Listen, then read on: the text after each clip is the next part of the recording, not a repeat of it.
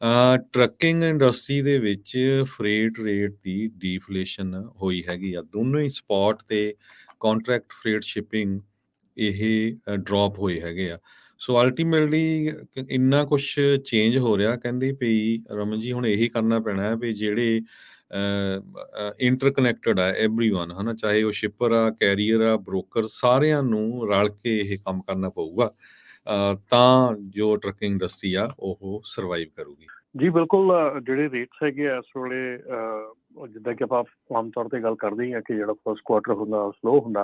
ਪਰ ਸਿਗਨੀਫਿਕੈਂਟਲੀ ਕਿਉਂਕਿ last year ਦੀ market ਦੇ ਅਕੋਰਡਿੰਗਲੀ ਜਿਹੜਾ ਸੀਗਾ, ਜਿਹੜੇ ਕੰਟਰੈਕਟ ਰੇਟਸ ਹੈਗੇ ਆ ਉਹਨਾਂ ਤੇ ਵੀ ਹੁਣ ਕਾਫੀ ਅਸਰ ਪੈ ਰਿਹਾ ਹੈਗਾ। ਜਿਹੜੀਆਂ ਨਵੀਆਂ ਬਿਡਸ ਜਾ ਰਹੀਆਂ ਹੈਗੀਆਂ, ਨਵੇਂ ਜਿਹੜੇ ਅਕਾਊਂਟਸ ਹੈਗੇ ਉਹਨਾਂ ਦੇ ਉੱਤੇ ਬਹੁਤ ਜ਼ਿਆਦਾ ਅਸਰ ਹੈਗਾ ਕਿ ਜਿਹੜੀ ਰੇਟਸ ਹੈਗੇ ਆ ਉਹ ਡਾਊਨ, ਸਪਾਇਰਲ ਡਾਊਨ ਜਾ ਰਹੇ ਹੈਗੇ ਆ। ਤੇ ਇਸ ਕਰਕੇ ਜਿਹੜਾ ਆਉਣ ਵਾਲਾ ਸਮਾਂ ਹੈਗਾ, ਜੇ ਕੰਟਰੈਕਟ ਰੇਟ ਜਿਹੜੇ ਆ ਉਹ ਥੱਲੇ ਨਹੀਂ ਜਾਂਦੇ ਹੈਗੇ ਆ ਤੇ ਇਹ ਸਿੰਪਲੀ ਸਿਚੁਏਸ਼ਨ ਜਿਹੜੀ ਆ, ਜੇ ਬਾਅਦ ਵਿੱਚ ਸਪਾਟ ਰੇਟ ਉੱਠਦੇ ਵੀ ਆ ਤੇ ਫਿਰ ਉਹ ਸਿਚੁਏਸ਼ਨ ਜਿਹੜੀ ਆ ਉਹ ਮਤਲਬ ਕਿ ਜਿਹੜੀ ਕੰਟਰੈਕਟ ਰੇਟ ਦੇ ਲਈ ਫਿਰ ਵੀ ਬਹੁਤ ਮਤਲਬ ਕਿ ਮਾੜੀ ਲੱਗ ਰਹੀ ਹੈਗੀ ਆ, ਸਲੋ ਡਾਊਨ ਲੱਗ ਰਿਹਾ ਹੈਗਾ। ਸੋ ਅਗੇਨ ਜਿਹੜਾ ਇਸ ਵੇਲੇ ਟਾਈਮ ਹੈਗਾ, ਜਿੱਦਾਂ ਕਿ ਤੁਸੀਂ ਗੱਲ ਕਹੀ ਆ ਕਿ ਰਲ ਕੇ ਕੰਮ ਕਰਨ ਵਾਲਾ ਕੰਮ ਹੈਗਾ, ਪਰ ਇਸ ਇੰਡਸਟਰੀ ਦੇ ਵਿੱਚ ਰਲ ਕੇ ਕੰਮ ਕਰਨ ਵਾਲਾ ਕੰਮ ਆਪਾਂ ਦੇਖਿਆ ਨਹੀਂ ਕਦੀ ਵੀ। ਕਿਉਂਕਿ ਜਿਹੜਾ ਬ੍ਰੋਕਰ ਹੈਗਾ ਉਹ ਆਪਣੀ ਸਿਚੁਏਸ਼ਨ 'ਚ ਹੈਗਾ, ਜਿਹੜਾ ਆਪਣਾ ਮੇਜਰ ਪ੍ਰੋਬਲਮ ਹੈਗੀ ਜਿਹੜੀ ਕਿ ਤੁਹਾਡੇ ਜਿਹੜੇ ਐਸਿਡ ਬੇਸ ਕੈਰੀਅਰ ਹੈਗੇ ਆ ਉਹਨਾਂ ਦੀ ਹੈਗੀ ਆ ਹੁਣ, ਕਿ ਐਸਿਡ ਬੇਸ ਕੈਰੀਅਰ ਨੂੰ ਕੀਪ ਅਪ ਰੱਖਣਾ, ਕੰਪਨੀ ਨੂੰ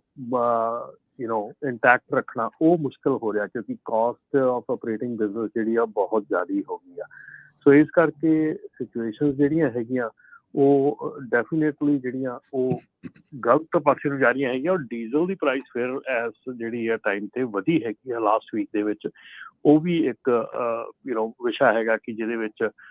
ਕਾਸਟ ਆਫ ਆਪਰੇਸ਼ਨ ਜਿਹੜੀ ਆ ਉਹ ਅਪ ਜਾ ਰਹੀ ਹੈਗੀ ਆ ਡੈਫੀਨੇਟਲੀ। ਤੇ ਉਹ ਅਸਰ ਜਿਹੜਾ ਸਾਰਿਆਂ ਦੇ ਪੈਣਾ, ਇਸੇ ਕਰਕੇ ਇਕੱਠੇ ਹੋ ਕੇ ਕੰਮ ਕਰਨ ਦੀ ਗੱਲ ਕੀਤੀ ਜਾ ਰਹੀ ਹੈ। ਪਰ ਆਪਾਂ ਨੂੰ ਪਤਾ ਕਿ ਇਸ ਇੰਡਸਟਰੀ ਦੇ ਵਿੱਚ ਜਿਹੜਾ ਟੂਗੈਦਰ ਆ, ਇਕੱਠੇ ਹੋ ਕੇ ਕੰਮ ਕਰਨਾ ਉਹ ਬੜਾ ਮੁਸ਼ਕਿਲ ਜਿਹਾ ਜਾਂਦਾ। ਜੀ, ਸੋ ਬਿਲਕੁਲ ਰਮਨ ਜੀ, ਪਰ ਮੈਂ ਦੇਖ ਰਿਹਾ ਸੀ ਓਵਰਆਲ ਆਪਾਂ ਪੰਜਾਬੀ ਕਮਿਊਨਿਟੀ 'ਚ ਤਾਂ ਸੋਚ ਸਕਦੇ ਹਾਂ, ਓਵਰਆਲ ਜੋ ਪ੍ਰੈਸ਼ਰ ਆ ਬਹੁਤ ਜ਼ਿਆਦਾ ਆ ਸਾਰਿਆਂ 'ਤੇ, ਸ਼ਿਪਰਸ 'ਤੇ, ਕੈਰੀਅਰਸ 'ਤੇ, ਬ੍ਰੋਕਰਸ 'ਤੇ, ਕਿਉਂਕਿ ਟੈਕਨੋਲੋਜੀ ਬਹੁਤ ਜ਼ਿਆਦਾ ਚੇਂਜ ਹੋ ਰਹੀ ਆ।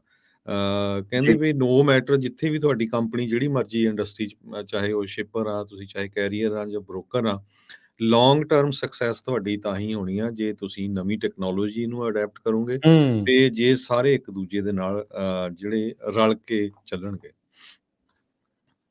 ਡੈਫੀਨੇਟਲੀ ਜੀ, ਟੈਕਨੋਲੋਜੀ ਤਾਂ ਇੱਕ ਮਤਲਬ ਪਿਛਲੇ 5 ਸਾਲਾਂ ਦੇ ਵਿੱਚ ਜਿਹੜੀ ਟਰੱਕਿੰਗ ਇੰਡਸਟਰੀ ਹੈ ਇੰਨੀ ਇਵੋਲਵ ਹੋਈ ਆ ਔਰ ਇੰਨੀ ਚੇਂਜ ਹੋਈ ਆ ਕਿ ਜਿਹਦੇ ਵਿੱਚ ਜੇ ਤੁਸੀਂ ਅੱਜ ਟੈਕਨੋਲੋਜੀ ਦੇ ਹਿਸਾਬ ਦੇ ਨਾਲ ਆਪਣੀ ਕੰਪਨੀ ਨੂੰ ਆਰਗੇਨਾਈਜ਼ ਨਹੀਂ ਕਰਦੇ, ਟੈਕਨੋਲੋਜੀ ਦੇ ਹਿਸਾਬ ਨਾਲ ਤੁਸੀਂ ਆਪਣੀ ਕੰਪਨੀ ਨੂੰ ਸਟ੍ਰੇਟਨ ਅਪ ਨਹੀਂ ਕਰਦੇ, ਤੇ ਮੇਰੇ ਖਿਆਲ ਦੇ ਵਿੱਚ ਕੰਪਨੀ ਨੂੰ ਲੌਂਗ ਲਿਵ ਰੱਖਣ ਲਈ ਜਾਂ ਲੌਂਗ ਟਰਮ ਰੱਖਣ ਦੇ ਲਈ ਮਤਲਬ ਕਿ ਬੰਦਾ ਬਹੁਤ ਜ਼ਿਆਦਾ ਮੁਸ਼ਕਿਲ ਹੋ ਸਕਦਾ ਹੈ ਆਉਣ ਵਾਲੇ ਸਮੇਂ 'ਚ। ਕਿਉਂਕਿ ਹੁਣ ਐਵਰੀ ਅੱਗੇ ਹੁੰਦਾ ਸੀਗਾ ਕਿ ਚਲੋ ਕਹਿੰਦੇ ਝਟਕਾ ਸਾਹਿਬ ਆ, ਉੱਕਾ ਪੁੱਕਾ ਇੰਨਾ ਵਧੀਆ ਹੋ ਗਿਆ, ਹੁਣ ਤੁਹਾਨੂੰ ਅਪ ਟੂ ਪੈਨੀਜ਼ ਜਿਹੜਾ ਆ ਉਹ ਰੱਖਣਾ ਪੈਣਾ ਆ। ਤੇ ਉਹਦੇ ਲਈ ਤੁਹਾਨੂੰ ਟੈਕਨੋਲੋਜੀ ਜਿਹੜੀ ਆ ਉਹ ਅਪਣਾਉਣੀ ਪੈਣੀ ਆ ਕਿ ਤੁਹਾਨੂੰ ਟਰੈਕ ਰੱਖਣਾ ਪੈਣਾ ਹਰ ਇੱਕ, ਜਿੱਦਾਂ ਕਹਿ ਲਓ ਇਕੁਇਪਮੈਂਟ ਦੇ ਹਿਸਾਬ ਦੇ ਨਾਲ, ਹਰ ਇੱਕ ਟਰੱਕ ਟ੍ਰੇਲਰ ਦਾ, ਹਰ ਇੱਕ ਡਰਾਈਵਰ ਦਾ, ਈਵਨ ਲੋਕੀ ਜਿਹੜਾ ਆਫਿਸ ਹੈਲਪ ਹੈਗੀ ਆ ਉੱਥੋਂ ਤੱਕ ਵੀ ਤੁਹਾਨੂੰ ਜਿਹੜਾ ਆ ਉਹ ਪੈਨੀਜ਼ 'ਚ ਜਿਹੜਾ ਤੁਹਾਨੂੰ ਦੇਖਣਾ ਪੈਣਾ ਆ, ਵਾਚ ਕਰਨਾ ਪੈਣਾ ਆ। ਔਰ ਉਹਦੇ ਲਈ ਜਿਹੜੀ ਆ ਟੈਕਨੋਲੋਜੀ ਹੈਗੀ ਆ, ਦੈਟਸ ਦ ਮੋਸਟ ਇੰਪੋਰਟੈਂਟ ਅੱਜ ਦੀ ਤਰੀਕ ਦੇ ਵਿੱਚ। ਜੀ ਜੀ ਬਿਲਕੁਲ।